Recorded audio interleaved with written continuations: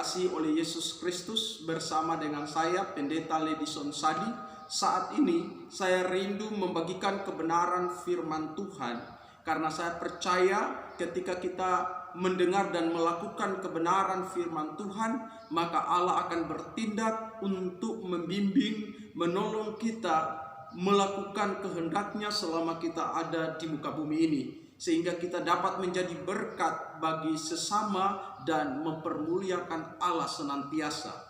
Firman Tuhan yang akan saya bagikan terdapat di dalam kitab Roma pasal 12 ayat 1 dan ayat 2. Firman Tuhan, "Karena itu saudara-saudara, demi kemurahan Allah aku menasihatkan kamu supaya kamu mempersembahkan tubuhmu sebagai persembahan yang hidup, yang kudus dan yang berkenan kepada Allah. Itu adalah ibadahmu yang sejati. Janganlah kamu menjadi serupa dengan dunia ini, tetapi berubahlah oleh pembaharuan budimu, sehingga kamu dapat membedakan manakah kehendak Allah, apa yang baik, yang berkenan kepada Allah dan yang sempurna." Saudara yang dikasihi oleh Yesus Kristus, di sini sangat jelas dalam kehidupan kita sebagai orang Kristen, bagaimana supaya kita dapat memahami kehendak Allah, apa yang baik, apa yang diinginkan Allah dalam kehidupan kita. Maka yang harus kita lakukan adalah suatu perubahan hidup, suatu perubahan pemikiran, suatu perubahan perilaku dari manusia lama ke manusia baru. Untuk itu karakter kita harus berubah. Karakter kita harus benar-benar sesuai dengan karakter yang Allah kehendaki, sesuai dengan kebenaran firman Tuhan. Saudara yang dikasihi oleh Yesus Kristus, pujian kita kepada Allah tidak akan bisa menyenangkan hati Allah jika pujian yang kita naikkan, yang kita persembahkan kepada Allah tanpa ada pertobatan hati, tanpa ada kehidupan perilaku, perbuatan, sifat yang benar, tanpa ada kekudusan. Maka pujian dan penyembahan yang kita berikan kepada Allah itu tidak menyenangkan hati Allah, bahkan itu sangat membuat Allah muak terhadap kita. Tetapi pujian yang diberikan kepada Allah, ibadah yang diberikan kepada Allah, penyembahan yang diberikan kepada Allah haruslah pujian penyembahan yang bersumber dari hati yang telah bertobat, dari suatu sikap hidup yang kudus. Maka pujian penyembahan kita kepada Allah, ibadah kita kepada Allah itu berkenan dan diterima, dan itu menyenangkan hati Allah. Saudara yang dikasihi Yesus Kristus, karena itulah kita harus mengalami suatu perubahan hidup, suatu perubahan karakter dalam kehidupan kita. Sehingga dalam menjalani kehidupan untuk hidup berkenan kepada Allah, maka kehidupan kita harus senantiasa dicocokkan dengan kebenaran firman Tuhan. Mengapa ketika seseorang percaya Yesus, kehidupan atau karakternya belum berubah?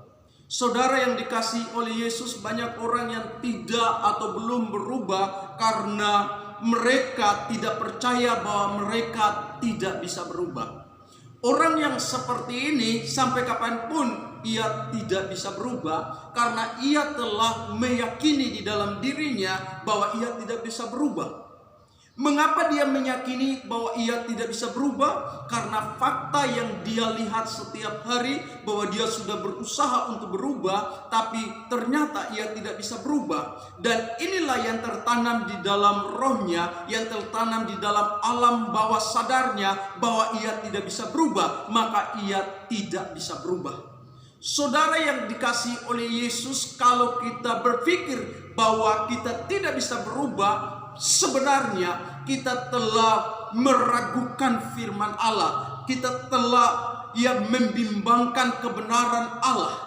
Ketika seseorang meragukan kebenaran firman Allah dalam kehidupannya, maka ia tidak akan bisa mengalami kuasa dari firman itu. Bukankah Tuhan berkata bahwa tidak ada yang mustahil bagi Allah, dan juga tidak ada yang mustahil bagi orang percaya?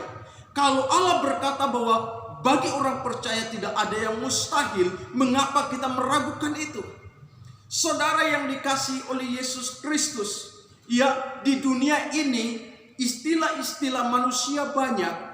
Alkitab, ya, istilah-istilah yang bertentangan dengan Alkitab. Mereka berkata bahwa buah jatuh tidak jauh dari pohonnya. Saudara yang dikasihi oleh Yesus Kristus, itu pernyataan dunia, bukan pernyataan Allah. Pernyataan Allah adalah tidak ada yang mustahil bagi orang percaya. Kalau kita mau berubah, maka tidak ada yang mustahil.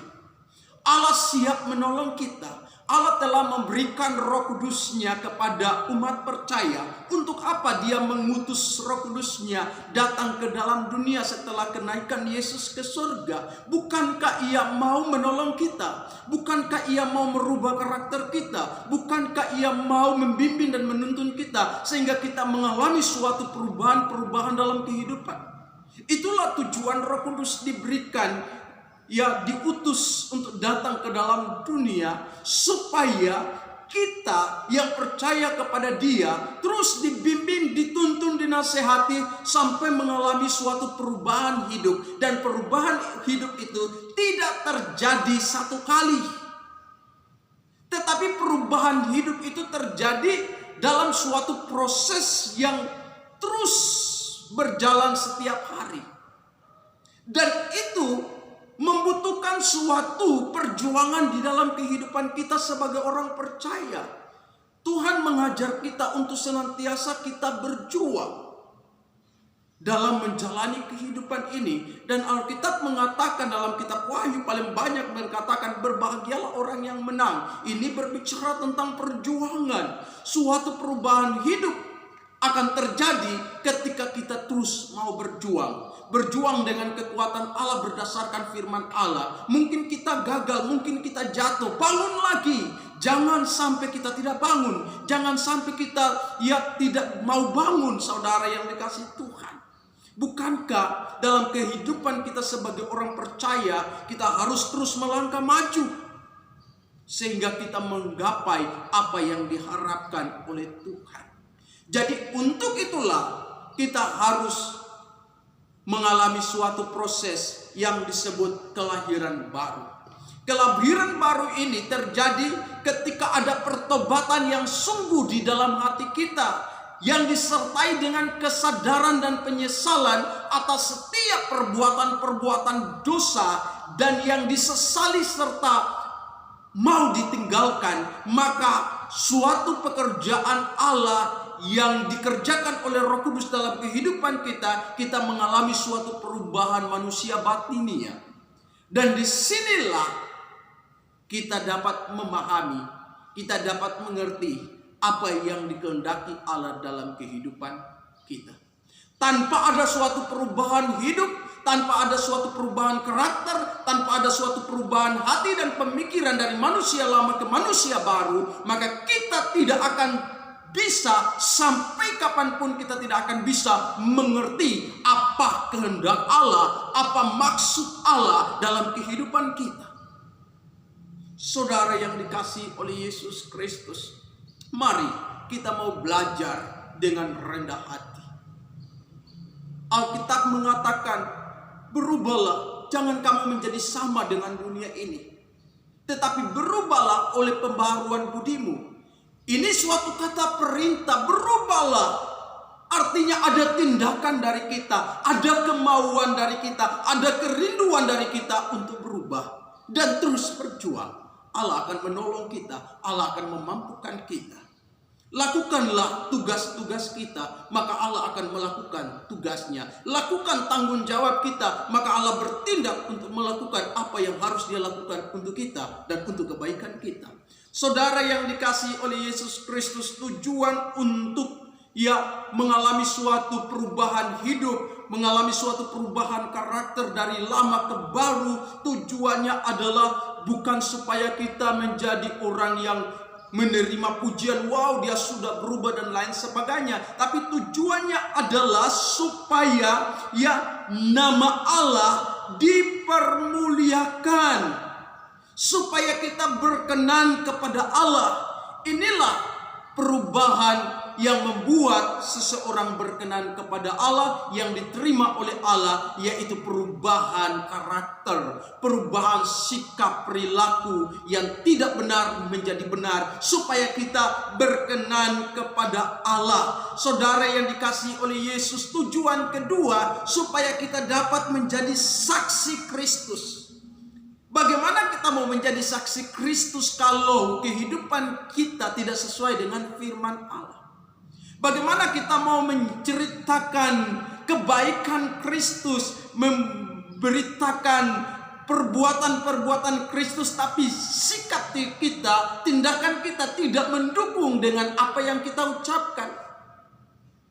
Berkhotbah menyampaikan firman Tuhan tapi tidak melakukannya, ini adalah suatu penipuan publik atau penipuan umat. Banyak orang menyampaikan firman tapi tidak melakukannya. Ini penipuan yang sangat luar biasa. Saudara yang dikasihi oleh Yesus, pendusta tidak akan masuk dalam kerajaan sorga. Mari lakukanlah tanggung jawab kita. Ketika kita menyampaikan firman Tuhan, kita dapat membuktikan dalam kehidupan kita, dalam sikap tutur kata kita, perilaku kita, bahwa kita sudah hidup dan terus mau hidup dan terus mau berubah sesuai dengan kehendak Allah berdasarkan kebenaran firman Allah. Saudara yang dikasihi oleh Yesus Kristus, perubahan hidup juga bertujuan supaya kita memiliki tempat bagian dalam kerajaan sorga.